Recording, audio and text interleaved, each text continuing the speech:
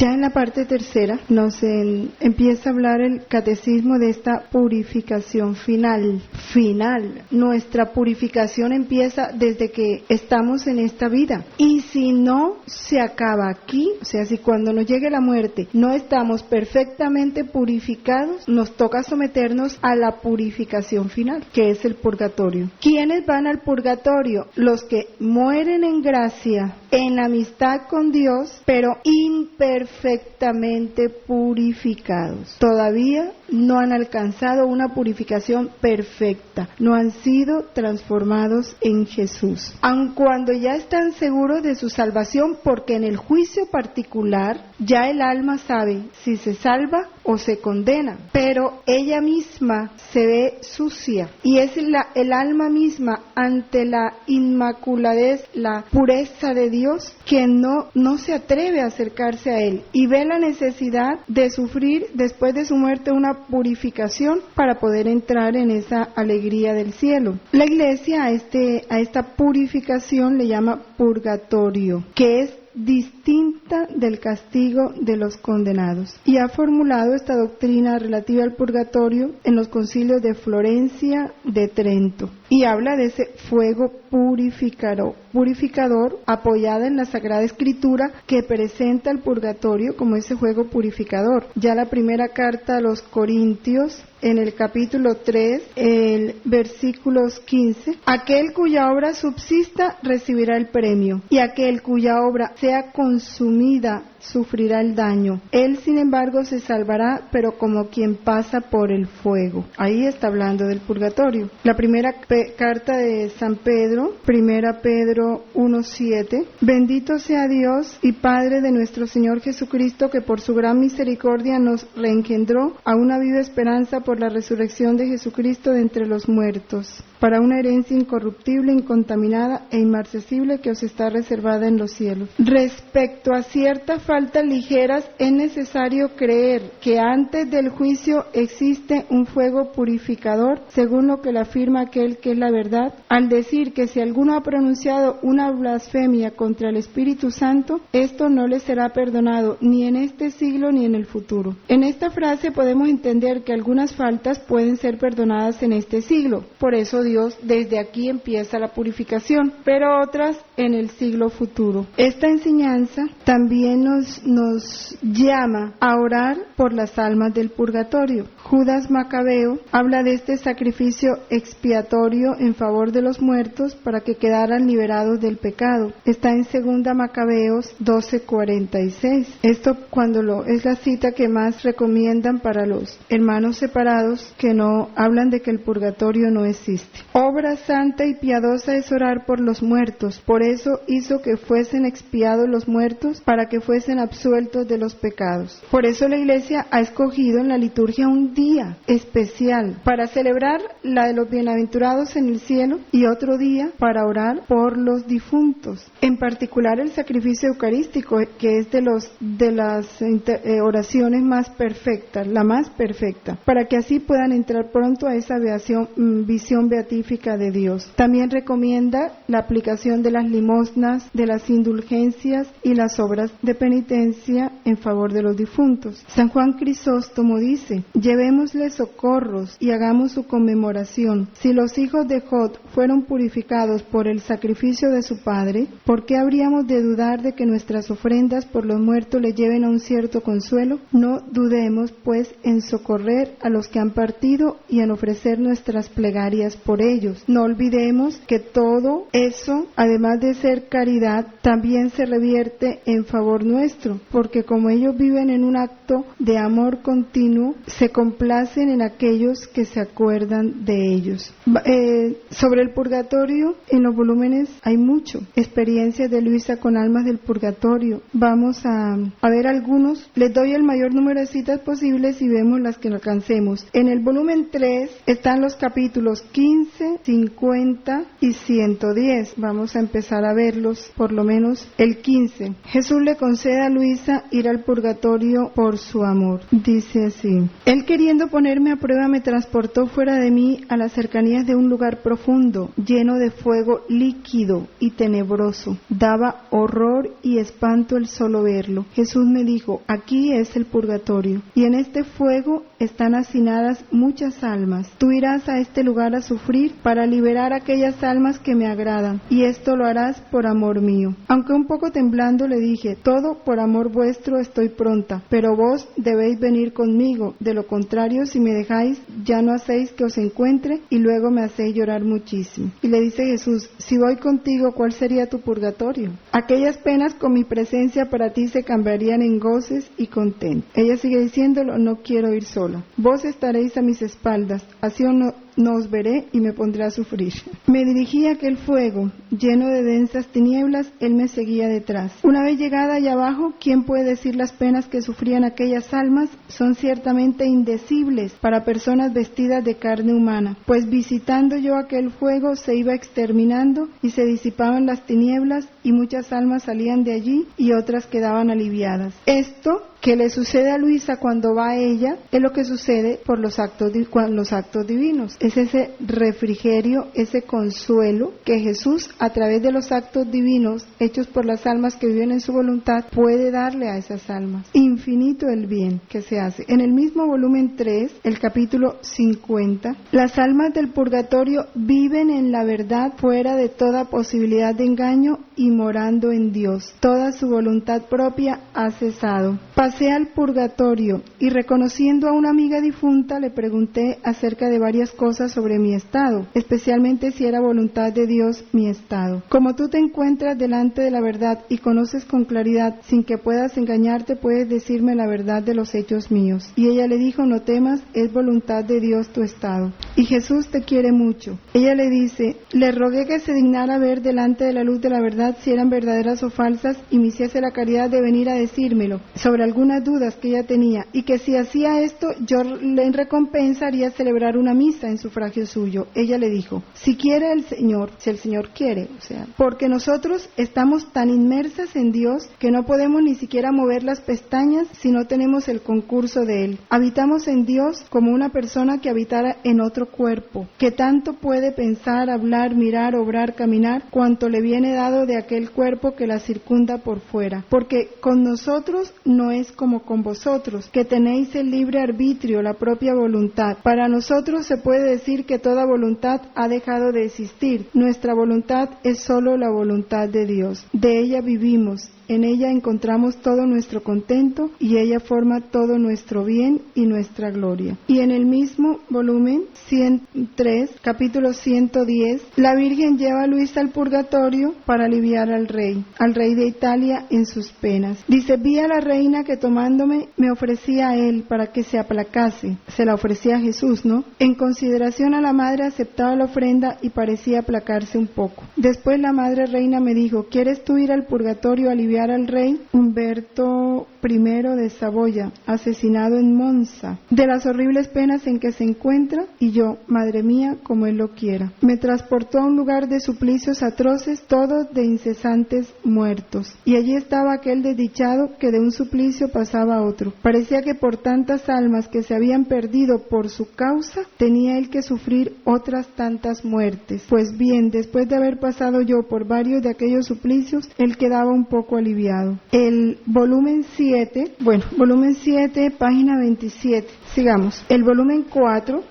vamos a leer el capítulo 7, en la página 27 habla que las almas purgantes van en auxilio de los pueblos. Página 27, 9 de marzo de 1906. Luisa ve a muchas almas purgantes que enviadas por Jesús para ayuda de los pueblos, entre los cuales parecía que debían suceder muchas desgracias como enfermedades contagiosas, terremotos y suicidios. Pero estando el hombre cansado de sí mismo porque vive sin Dios, ya no siente ni la fuerza de seguir con vida. La infinita misericordia de Dios. Y en la página página 108 de este mismo volumen 7, el 9 de mayo de 1907, se habla del purgatorio de los padres de Luisa. Recuerden que Luisa le pide a Jesús que le permita a ella vivir el purgatorio, ¿no?, de su mamá, para que su mamá pase directamente al cielo. Y Luisa dice: me he sentido consumir por dentro y por fuera por un fuego tan vivo que sentía quemárseme las vísceras y todo el cuerpo. Si comía alguna cosa se me convertía en fuego interior y me veía obligada a devolverla en cuanto me la comía. Este fuego me consumía, pero me mantenía con vida. ¿Cómo comprendía lo que es el fuego devorador del purgatorio, quien mientras consuma da vida? Hace el oficio de alimento, de agua, de muerte y de vida. Luego ya Jesús le dice que la libró de cualquier pena de los sentidos que a todos corresponden, porque mi justicia, tomándose su satisfacción de ti, no podía ya tomarla de las dos. En este mismo volumen, el 14 de octubre de 1906, seguimos con el volumen 7. Habla que de la propia estima en el sacerdote, ¿no?, y el purgatorio de un alma por haber descuidado la comunión. He visto a un alma del purgatorio que al vernos nos rehuía y se escondía. Era tal la vergüenza que ella sentía que quedaba como abatida y humillada. Yo he quedado asombrada por esto y en este momento Jesús ha desaparecido. Entonces me he acercado a ella y le pregunto por qué su actitud. Ella no podía pronunciar palabra. Habiéndole insistido me ha dicho: justa justicia de Dios, que ha sellado en mi frente la confusión y tal temor de su presencia que estoy obligada a rehuirlo. Obro contra mí mismo querer, porque mientras me consumo por quererlo, otra pena me inunda el tener que rehuirlo. Oh Dios, verte y rehuirte son penas mortales e inexpresables, pero me he merecido justamente estas penas, diferentes de las otras almas, porque llevando una vida devota, dejé muchas veces de comulgar por cosas de nada, por tentaciones, por temores y por otras cosas sin importancia. A esto las almas no le dan ninguna importancia, pero Dios hace severísimo juicio, dándoles penas que superan a muchas otras, porque estas faltas van directamente contra su amor. Esto pues en este año de la Eucaristía, cuanto más. Jesús en el Santísimo Sacramento arde de amor y arde por el deseo de darse a las almas. Entonces, si el alma, pudiéndolo recibir, no lo va a recibir, por tanto, si tan baladí es pretexto, le hace una afrenta, le causa un desagrado tal que él se siente sofocar por su mismo amor. Y así todas las experiencias de ese purgatorio son muchísimas. El Padre Faría, hablando del purgatorio en este curso superior de religión, habla que en el purgatorio se sufren dos clases de penas: la pena de daño o privación de la vista de Dios y la de sentido. Respecto a su intensidad, son proporcionadas al número y gravedad de los pecados y son mucho más intensas que los sufrimientos de esta vida, pero las almas las sufren con resignación y alegría. Y hablamos ahora sí del infierno, en el numeral 1033. Es interesante todo lo que este catecismo habla del infierno para el mundo que ahora ni piensa en él. Salvo que elijamos libremente amarle, no podemos estar unidos con Dios, pero no podemos amar a Dios si pecamos gravemente contra Él, contra nuestro prójimo o contra nosotros mismos. Todo el que aborrece a su hermano es un asesino, y ningún asesino tiene vida eterna permanente en él. Morir en pecado mortal sin estar arrepentido ni acoger el amor misericordioso de Dios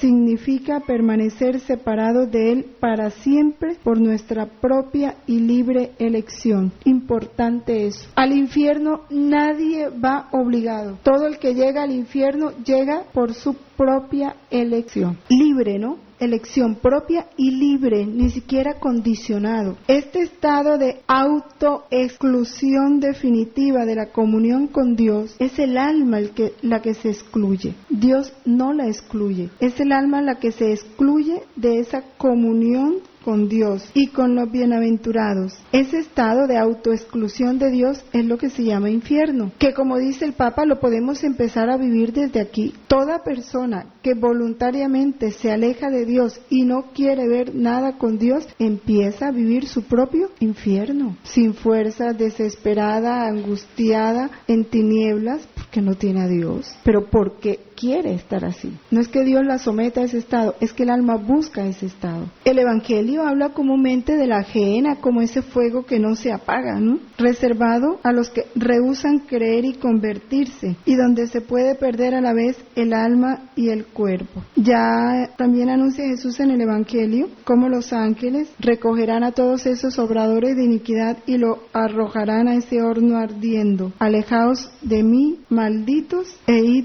al fuego eterno. En el numeral siguiente dice que las almas de los que mueren en estado de pecado mortal descienden a los infiernos inmediatamente después de la muerte, y de una vez. Por eso es el odio, que un alma verdaderamente católica no se soporta un instante en pecado mortal. No puede soportárselo. Yo no entiendo cómo personas demoran en pecado mortal tiempos. No, es doloroso, ¿no? La pena principal del infierno consiste en la separación eterna de Dios, en quien únicamente puede tener el hombre la vida y la felicidad. La Iglesia y la Sagrada Escritura, a través de sus enseñanzas, nos llaman a esa responsabilidad para usar nuestra libertad en relación al estado al que fuimos llamados, al cielo. Mi libertad yo la debo usar para llegar al cielo, no para nada más. Por supuesto, yo debo estar en un permanente estado de conversión. Nos lo dice Mateo 7 en los versículos 13 y 14, cuando nos habla de esa puerta estrecha, porque dice el camino de la perdición es ancho y espacioso, son muchos los que van por él. Como no sabemos ni el día ni la hora, lo dice el Concilio Vaticano II, es necesario, según el consejo del Señor, estar continuamente en vela. Así mereceremos entrar con él en la boda y ser contados entre los santos, y no nos mandarán ir como siervos malos y perezosos al fuego eterno. Y el numeral 1037 nos dice algo importante: Dios no predestina a nadie a ir al infierno. Suficiente para quitar, pero si Dios sabía que se iba a condenar, pero si Dios no. A nadie lo predestina, ya lo di, es una decisión libre, voluntaria. Si Jesús nos habla de la última espía en el momento de la muerte, de todas las ternuras con que rodea cada alma, de todo lo que hace para que un alma se salve, el que se condena es porque realmente desechó toda gracia hasta el último momento. Por eso no podemos dejar que las personas se conviertan en el último momento. No, hay que ayudar a que conozcan y empiecen su proceso de conversión a tiempo. Ahora, ¿cómo sabes tú cuál es su último momento? No lo sabemos. Hoy estamos, mañana no sabemos. Tenga 6, 8, 12, 15, 20, 45, 50 o 90 años, que no sabemos. Y a veces nos pasa con los niños que porque los vemos niños, nos parece que no, todavía no les va a llegar la hora. Y no estamos alertas a su vida de gracia, a que estén en ese proceso de conversión. Un papá, una mamá deben hacer tan sensible esas conciencias de los niños al pecado, que el niño aprenda a no estar en pecado. Ellos mismos responsabilizarse de ir fortaleciendo ese anhelo de la vida de la gracia en el alma de los niños. Ahora hay mucho descuido en eso, pero muchísimo, en los niños y en los jóvenes, y de pronto es como el pensar que todavía no les va a llegar, ¿no? Y uno que va a saber en qué momento se lo lleva Dios, un accidente, estas catástrofes donde han muerto tantos niños, uno no sabe en qué momento llega la muerte. Hay que también enseñarles a ellos a estar alertas. Dios no predestina a nadie a ir al infierno. Para que eso suceda es necesaria una aversión voluntaria a Dios, un pecado mortal, y persistir en ese pecado mortal hasta el final. Ahora, en la liturgia eucarística y en las plegarias diarias, siempre la Iglesia implora la misericordia de Dios, que quiere que nadie perezca, sino que todos lleguen a la conversión. Lo dice en esta parte de la misa: acepta, Señor, en tu bondad esta ofrenda de tus siervos y de toda tu familia santa. Esto después de la consagración. Ordena en tu paz nuestros días, líbranos de la condenación eterna y cuéntanos entre tus elegidos. Ahí, metamos ahí a toda la humanidad, muy especialmente a los más obstinados, a los más próximos a morir y que están en pecado mortal, para que no se dé esa condenación eterna. En el volumen 11 capítulo 126, y los que no tienen capítulo, la página 211. Está hablando de las penas del infierno, que Jesús las sufre. Dice, Luisa está hablando de la privación, del dolor de la privación, que le hacía sentir la muerte, ¿no? Y una muerte cruel. Y esa experiencia de sentir la muerte, pero no se puede morir, son las penas del infierno. Y Jesús se lo explica, le dice, mi humanidad estando en la tierra contenía todas las vidas de las criaturas, y todas estas vidas salían de mí, pero cuántas no volvían a mí, porque morían y se sepultaban en el infierno. Y yo sentía la muerte de cada una en forma tal que se desgarraba mi humanidad. Estas muertes formaron la pena más dolorosa y cruel de toda mi vida hasta mi último respiro. ¿No quieres tomar parte en mis penas? Y también en el volumen 18, el 10 de noviembre, el capítulo 10, esa pena de privación supera las penas del infierno. Dice, los condenados no te aman, y al faltarles el germen del amor huyen de ti y no desean ni suspiran tus abrazos. Además, sus penas serían más crueles con tu presencia. Un amor odiado no soporta la presencia de la persona que se odia. Por eso para ellos es más soportable tu privación, pero para mí, infeliz, es todo lo contrario. Yo te amo, siento el germen del amor hasta en mis huesos, en mis nervios, en la sangre. Sin embargo, en este curso superior de religión, hablando de las penas del infierno, es impresionante como dice, sufren la pena de daño y la pena de sentido. La pena de daño es la más terrible. Nos priva para siempre de Dios, el bien infinito para que fuimos creados, y al privarnos de Dios nos priva de todo bien y felicidad. Los condenados experimentarán en toda su terrible realidad la infelicidad de verse privados de Él para siempre. Dios no deja de ser para el condenado el último fin y felicidad, y esto es lo que hace la infelicidad del condenado, el considerar que ya nunca podrá alcanzar su último fin ni ser feliz. Pierde toda esperanza. Y es el ver que pudo ser feliz y no lo fue. El condenado tiende a Dios con la misma violencia con que una piedra dejada al aire se lanza a su centro de gravedad, pero Dios lo rechazará. Lo que decía la palabra, ¿no? ¿Recuerdan la palabra que leímos? Y entonces me buscarás y no me encontrará. Y entonces entrará aquel en eterno llanto y desesperación. Es horrible pensar en estas penas de infierno. Y la pena de sentido consiste en el fuego y demás tormentos que experimentarán los condenados. La Escritura lo llama fuego voraz e inextinguible, fuego que nunca se apaga.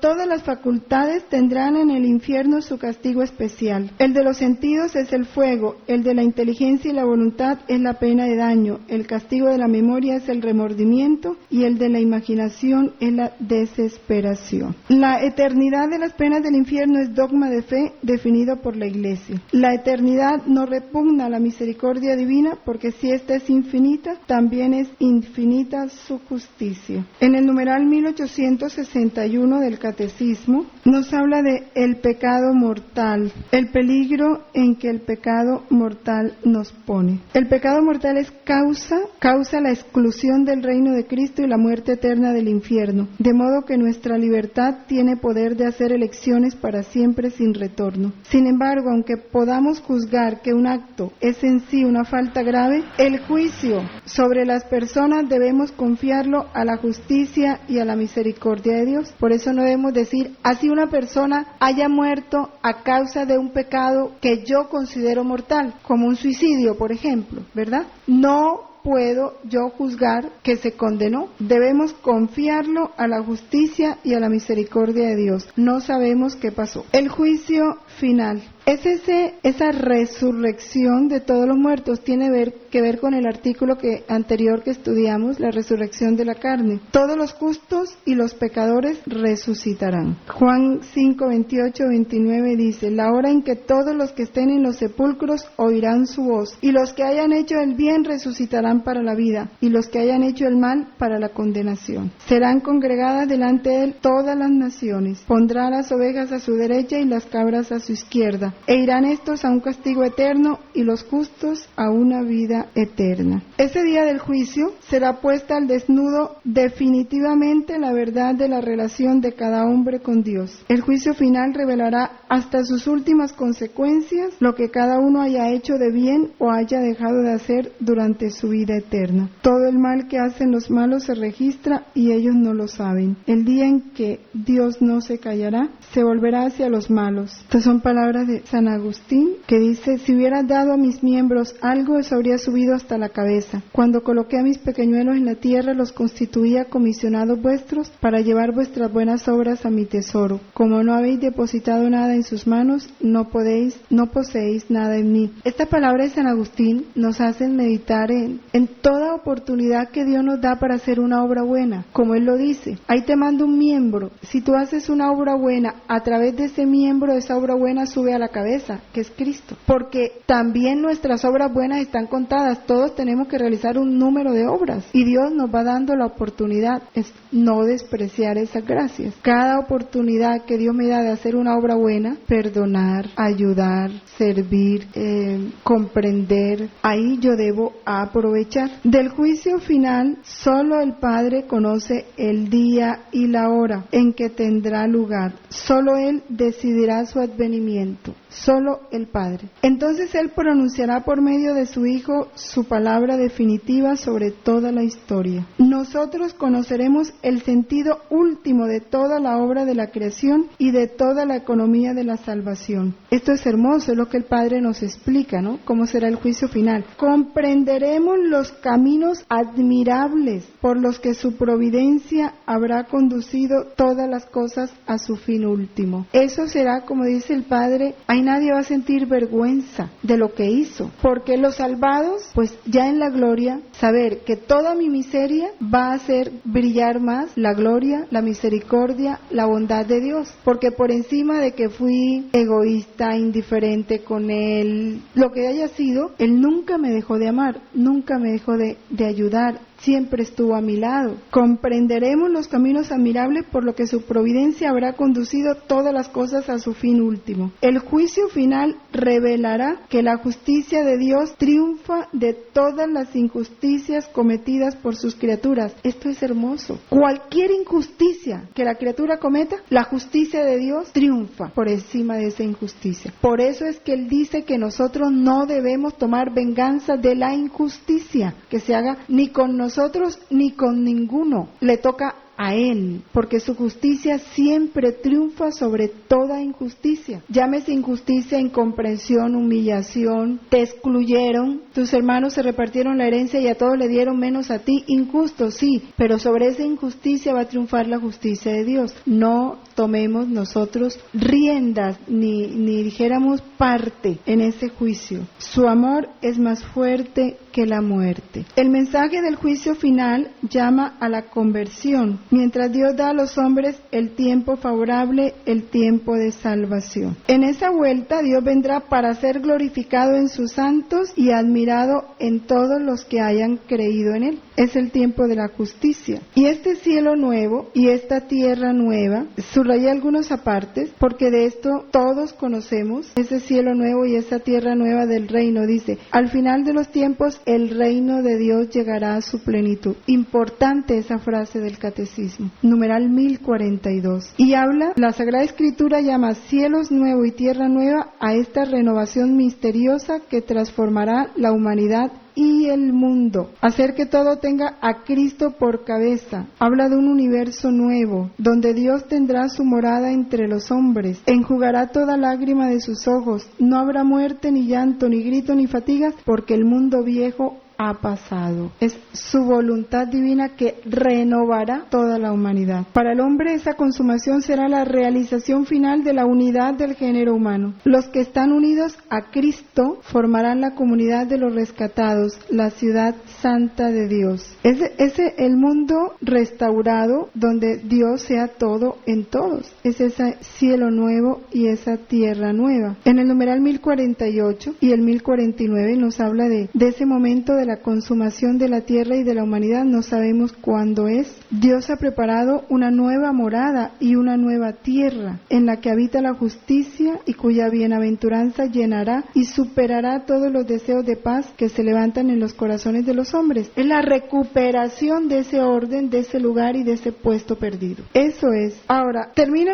el catecismo con el amén. Este amén expresa tanto la fidelidad de Dios hacia nosotros nosotros como nuestra confianza en Él. Entenderlo a partir del numeral 1061, ¿no? Todas las oraciones de la Iglesia terminan con un amén. ¿Qué significa ese amén? Significa lo mismo que cuando yo digo creo. Todo lo que se dijo anteriormente yo lo creo. Todo lo que se dijo anteriormente habla de la fidelidad de Dios y también mi confianza en Él. Ese amén significa la fiabilidad de esa enseñanza, la autoridad de esa enseñanza fundamentada en la verdad de Dios. Ya el numeral 1064 repite lo mismo. Amén es confirmar el creo. Jesús es el amén de ese amor infinito, de la perfecta felicidad, ¿no? El amén es una afirmación. Jesús es el amén definitivo del amor del Padre. Jesús asume y completa nuestro amén. Todas las promesas hechas por Dios han tenido su sí en Él, y por eso decimos por Él amén a la gloria de Dios. Todo esto está sintetizado en por Él, con Él y en Él. A ti, Dios Padre omnipotente, en la unidad del Espíritu Santo, todo honor y toda gloria por los siglos de los siglos. Rápidamente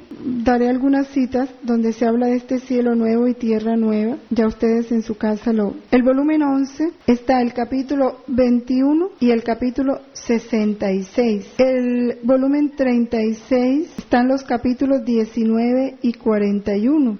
Sí, el volumen 34 está el capítulo también 41. Y el volumen 25 tiene los capítulos 18 y 23. Entre algunos, hay muchísimos, pero eso es como para citarles algunos. 11, 21 y 66. 6. Bueno, ya terminamos con esto el credo. Empezamos en el próximo catecismo los sacramentos. Vamos a sintetizar lo esencial de cada sacramento, ¿no? O sea, dar un sacramento en cada clase. Entonces vamos así pasando rápidamente los numerales, pero profundizando en lo más esencial. Dios te salve María, llena eres de gracia, el Señor es contigo. Bendita tú eres entre todas las mujeres, bendito es el fruto de tu vientre Jesús. Gloria al Padre, al Hijo y al Espíritu Santo. En nombre del Padre, del Hijo, del Espíritu Santo. Amén.